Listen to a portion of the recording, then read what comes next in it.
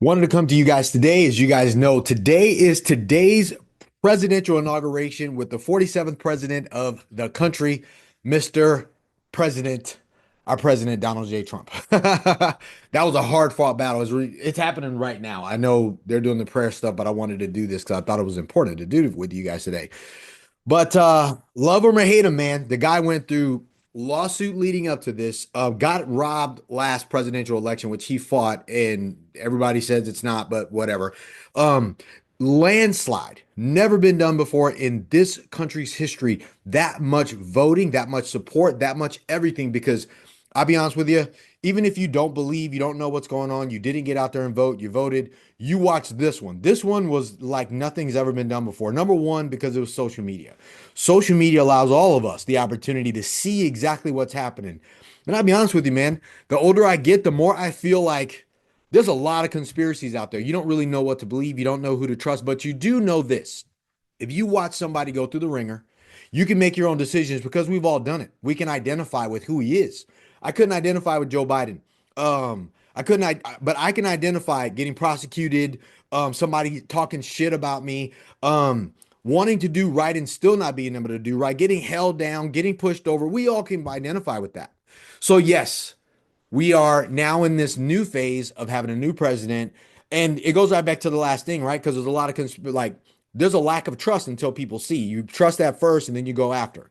I think they're ending that and they're kind of doing the stuff. But I wanted to come to you guys today with something that I picked up and I want to see if you guys agree with me or not. I took a couple of notes, as a matter of fact, on why I think Donald Trump is so popular. Why I think, as our president coming in, what he's done for guys like myself, and I'm probably talking loud, I don't need to, but guys like myself, who's an entrepreneur, business, own a private equity company, a real estate investment company, how that's going to affect you guys as entrepreneurs, business owners, professionals, all of that, the middle class, all of us, not the high level elite, but the middle class, like us, right? Number one thing I believe, and you guys can run back through this, and this is good because today's good. 4 years from now, I'm going to come back and take a look at this and see whether what I said was right. All right. What President Trump has done is he's given everybody confidence. Confidence. We lost confidence in the last presidential administration. Biden's administration, no confidence in them. Wars happened, inflation happened, printing of a lot of money happened. The Feds raising rates happened. This country came to a screeching halt recently. That happened. All of those things happened, as well as a lot of lies got uncovered, a lot of things unknown got uncovered, a lot of like the just stuff that was to me unconstitutional and un-American. Period. Happened that we had to suffer through. So, with that said, these are a couple of things that I wrote down as it relates to our president today, why people follow him, why everybody voted for him, why he's in office, and what I think he's leading with to help you guys make better decisions. All right. So the number one thing, this is the overall thing, is confidence. It's given every one of us confidence in what we believe is the American dream again. The American dream is what? The freedom to be able to chase our dreams, to be able to have anything that we want in this country. Being a free American citizen, being even a non-citizen, coming over here, the opportunity to become a citizen and to make your dreams happen. Other people come to this country and massively create wealth, they create support, they create benefits, they actually support other communities inside of this community. That confidence is being restored right before our eyes. I'll be honest with you. All right, so where's that confidence? All right, so that confidence spills over to investors, guys like myself. I'm in the real estate business, so we have a company that invests in commercial, institutional quality real estate. Right. So as an investor, my buddies that are investors, I met a guy yesterday that works for an investment firm. All of us are looking forward to the opportunity to do what we do, which is invest in housing, invest in retail, invest in office, real estate in general. But that means that the confidence that we have as investors also means that we're going to be investing money into an infrastructure for real estate as a vehicle. And we know that that real estate vehicle is going to provide returns for our investors, providing for other families, other growth scenarios, all of that stuff. That confidence is laid on the table and it's laid on the table by the incoming president and their administration. So that confidence spills over as it relates to investors. Why do I think that? I believe housing is going to change. A lot of the red tape, a lot of the interest rates, a lot of the debt's going to get freed up. Um, they're exiting now. Biden's exiting right now, saying bye to everybody. Now, he's a human being. So grateful for him as a president. Like I said, every president we've had, whether we feel like they did the right thing or not by us based on what they were told, doesn't matter. The man served. He did that. That's a heavy freaking job. So, but back to my story. Confidence in what else? So the last one was confidence to investors. The next one is confidence in growth. Confidence in cities, states, the country as, overall as a whole, as it relates to growing, expansion. Like we are known in the United States of America as an expansion vehicle. Like we're an incubator for ideas, for innovation, for growth, all of it. But as a state, as a city, as a country, we have to continue to grow. And we need a leader on the front end of that saying yes to certain things and no to other things that allow us to continue to expand and or partner with other places. So the next level of confidence that I feel like President Trump and his administration are bringing in is income and revenue, business income, revenue, growth, wages. You need to work and get paid for what you do. Now, if they're cutting jobs, they're cutting work, they're cutting wages, they're cutting revenues, and they're also taxing you at the same time, how do you make it? So at some point, income and revenue, business revenue, individual household incomes, all of those things I feel like are going to be on the uptick. If it's nothing more then lowering taxes at some point, whether it's at a business level, so that way if we lower taxes, we can pay our people more, right? If you get taxed a little bit less on, let's say, goods, then you are spending less money on your goods. You're able to keep more of what you have and you're able to save more. You're able to invest more. You're able to actually pay less money in taxes, but you're able to actually stimulate the economy based on your income and your business revenues, if that's the case. There's confidence coming in that. I believe that's coming. I believe that's going to happen. Next, I believe just on the economy as a whole. Let's see what's happening behind me. Oh, these guys are all walking out. There's the president and the first lady. Wow. Let's go, Mr. President. Love it. I love it. I love it. I love it. So it's inspiring, man. It is inspiring. It's just like, hey, dude, I can do this too. So, but anyways, like we're talking about the economy, supply and demand. If there is more supply, like he's talking about bringing jobs in, bringing manufacturing in. Now, the threat of tariffs, whether that's going to work out, I don't know. But if the threat of a tariff allows somebody to say, fine, we will still do business with you, but we'll pay, or we will move over, we'll move back to the United States if you're not going to tax us more, if it's cheaper to not get to pay the tax instead of the tariff, we will move jobs there, which will naturally hire more Americans, hire more other people from other countries, bring more manufacturing in. It will stimulate our economy. The other way to stimulate our economy, which is what they did, was print money. I do believe they're going to print money again. And if they print money, you need to be ready for that because printing money does drive inflation up, which is not what we want. But because I'm an investor, I do like inflation because I invest in real assets. Now, I don't want that, but let's be real. Do I think President Trump, even if it's not him, the next president is going to print? Yes, we have printed in this country for, I think, the last 40 years, 30 years, somewhere in there. They will print again. It just is what it is, right? But you need to be aware of that and you need to take advantage of it. But that is a part of our economy now. It's a strategy as a part of stimulating our economy. It just is now. So the next thing, the confidence in innovation. I was just talking about that as it relates to the economy, income and revenues, but innovation. This allows more like AI right now is the number one innovation based on what's going on in our world. Economic, it's a global thing now. All of it. So, but what that innovation will do is it'll inspire other new companies, new ventures. Venture capitalists will put money into new ventures coming in. A race for AI, top of the food chain's already been maintained. Now it's going to be the securing of everybody below that food chain. And then there's going to be everybody else, which is us as consumers, right? We want those innovations happening because the United States has always been an innovator. But when we have a president that eludes confidence and pushes that confidence to the people in this country, it inspires everyone to innovate. Whether that's innovation with AI, whether that's what we're doing in real estate to be able to say, hey, look, we're going to start a fund. We're going to help the everyday middle class millionaire, the everyday middle class entrepreneur, investor, professional, the people who work to be able to get access to these type of deals. That's an innovation. That is an innovation, guys. So it isn't just technology as an innovation, it's an innovation of entrepreneurs. That confidence. is being spilled over to you guys by this guy. Next, taxes. This is one that is speculative, but it is confidence. I'm confident that, for example, me being in real estate, I understand my photo's going down.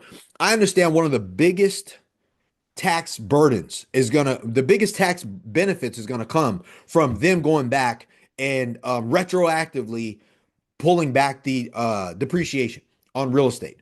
So it was, from the accelerated depreciation a few years ago, it was 100% accelerated depreciation. Then the year after that, it dropped to 80. And then last year was at 60. And we're going to see what's going to happen. Why? Because if there's less taxes being paid out on these properties, we can spread this out to our investors. You keep more of what you make. Now that money that you actually made will go back into the economy. That's a benefit. If not pumping taxes because there's this huge spending problem in the government right now. I think it's like 37 trillion in debt that we owe. That's a spending issue. Who do you think pays for that debt? It happens in taxes. So if you can't figure out how to get a handle on the spending problem, get a handle on the tax issues, the 40% taxes, the state tax, the city tax, the property tax, all of the things that, yes, they do cover infrastructure for where we are. But if we have confidence that our taxes are going to be a little bit less burdensome, man, it'll help. That is the problem. And if we can kind of get a handle on that, I mean, he said that. Now, whether that's going to happen, every president rides on the back of change, lowering taxes, bringing in more jobs, manufacturing. I mean, that's the constant, that is the construct of all conversations. That's what gets people's attention because he's not preaching to me. He's preaching to the masses, the guys who works, the work guys, right? But you get hit with taxes, man, whether it's 19%, whether it's 40%, whether it's 50%, all of it, it affects all of us, right? So the confidence to think that that's going to change is what's being handled right now, right? And I took a stop. I want to see who that is. This is happening in real time. This is live right now. So while I'm talking to you, I wanted to do this because I wanted to share with you what I got from that. So the next level of confidence that I think President Trump is bringing in is the inflation cost. The target conversation is always going to be inflation needs to come down. It's already down. It's down to about little less than 2% or a little less than 3% in that 2.6, 2.3, somewhere in there that the Fed was talking about. But on the average, it's going to be about 3%. So it will rise again, which is why I said I know they're going to print at some point. That 3% is going to range between 3 and 5% inflation. I think that's a reasonable thing for us to stomach, knowing that inflation was just at 20% less than about 4 years ago. It was 2025, 2020, 2021. They printed a bunch of money. All of a sudden, inflation skyrocketed. Rents, eggs, gas, clothes, everything went up. So with the promise to have inflation costs come down, it is down. The only way to do that is to what? Lower interest rates a little bit more so people start spending. So the supply and demand issue between cost and goods and the cost of money starts to come down and level out. Now, that's already there. So what does that mean? Interest rates are going to come down. People are going to start buying. There is going to be a spike in inflation. It will go up just a tad bit, but not enough to continue to kill you. It won't be 20% anymore because I believe they're going to have so many jobs happening right now and so much money going into investments in the infrastructure of the economy. That's going to peel back quite a bit. All right. The next thing is the spending. That is a huge place where everybody's a lot more confident in President Trump because he's brought on Vivek, he's brought on Elon Musk, and they have this Doge thing going on right now where they're taking a look at government spending and starting this cutback, as well as the external revenue service that they're putting in play to go and collect on the potential tariffs of these other countries. And I believe and I hope that they tighten the screws on the IRS so they actually have to come down a little bit on hammering down, grabbing taxes that are owed and leaning in on a lot of these good American people out there overreach for this tax burden and terrifying people in the situation that they're in right now. Right. So there's a lot of thought as it relates to what's going to be happening with the spending of the government. Right. And that has everything to do with the tax piece, the interest, the trillions of dollars worth of interest that we owe. And let's be real. How do you get your way out of owing interest on debt? You print more money. And naturally, your debt comes down because there's more money circulating, which also raises the debt, unfortunately, the interest payments, but it kicks the can down the road. That is probably still going to happen. I don't care how much what any president says. That can of that beast has been released a long time ago. That's the Pandora's box that nobody's going to be able to get back in. You can cut it down some by not overspending and overreach, but it's not going anywhere. So my confidence and your confidence in there, yes, with saying that we're going to cut back on the government spending, but it's still going to be a problem. It ain't going to go anywhere. It's just not going to run amok the way that it has been. It's the nice talk. We're going to watch President Biden walk away and get into the get into his helicopter and fly off and wave one last time. So the last confidence, I think this is my thing. So I think the Department of Justice and a lot of this antitrust cases, that's going to stop. Because what just happened, and you guys all watched, President Trump got hammered on the way to this thing with a lot of just unfair practices, and the Supreme Court, the federal judge, the federal court weaponized the policies to be able to go after someone. And the way that they did it was so wrong. This guy got was guilty charged with no prosecutor, no with a victimless crime, at least in that one. And then naturally, then they found something else, and they're like, "Hey, there was supposed to be some hush money, and you're found guilty on that. We're gonna come after you." And then not at the last minute, they were like, "Hey, you're guilty, but we're not gonna sentence you." What the hell is that? Like you can literally steal a hot dog in this country and go to jail for 12 months. Like they weaponized that because they were doing everything that they could to keep this man out of the public. That confidence in knowing that if you experience that and then all of a sudden you can make change, that is going to stop. I mean, if you just take a look at what's happening, all of a sudden the Department of Justice went after Apple, it went after Google, it went after what are the other major players in the companies? It went after TikTok, like all these different things. Do you think that's going to keep happening? I believe it is not. President Trump's also giving people confidence in knowing the fact that the legal system in this country is going to change. I'll be honest with you, a lot of stuff that I watch as it relates to the innovation going on in this country has everything to do with economies of scale, money that's pushing out into AI that is now forcing Google, Apple, Microsoft, all of these different main hubs that's been capitalizing on their industry has to happen in order for AI to be able to jump in and also be a main front runner so that way they can compete too. I think it's all a scam. Anyways, the older I get, man, the more I start seeing what I didn't want to see when I was young, and I start seeing these. I don't want to become a conspiracy theorist, but man, it's just like why can't everyone see it? But I believe that President Trump, the confidence that he's bringing to this country right now, and the people in the United States, all people in the United States, I think that alone is going to shift this country into being more productive. It's going to make more money. It's going to lower the taxes, and I think people will be much happier. Now, will there be problems? Absolutely. Will everyone like what this guy does? Absolutely not. They didn't like any of the presidents. Someone's always gonna be against what you do. But this is where change happens. This is where all this starts. And the number one thing, like I said, I started off with this, the big glaring conversation right here. The number one thing, and it all starts with confidence. And that's what he gives. Confidence to investors, confidence to growth, confidence to income and revenues in this country, confidence to our actual economy, the supply and demand chains growing and expanding. That's Wall Street, that's supplies, that's manufacturing, the innovation, confidence in the tax issues that we've been having that may be solved, confidence in inflation and the cost running up and continuing to run up around here, as well as confidence in the spending issues, the overrun, the overreach, and all the other stuff that we've always had, and then as well as confidence in our legal system and our justice system here. All right. So thank you, Mr. President. I appreciate it. I know you guys are watching this. You don't watch this. This is a little different from what I normally do. It's always been about real estate, investing, money, finance, personal finance, creating wealth. But this is the constitution of all of those things. We live in a great country. We do. We live in a country where anything can happen. And we also live in a country where nothing can happen.